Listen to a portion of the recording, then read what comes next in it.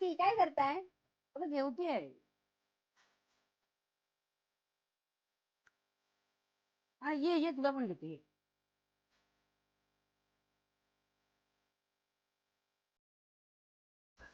कंटाळा आलाय आणि पाऊस पण पडतोय मस्तपैकी. काकीला तर चहा पित असतील. चहा प्यायला जाते मी त्यांच्याकडे. काकी आली वाटतं. हा ये.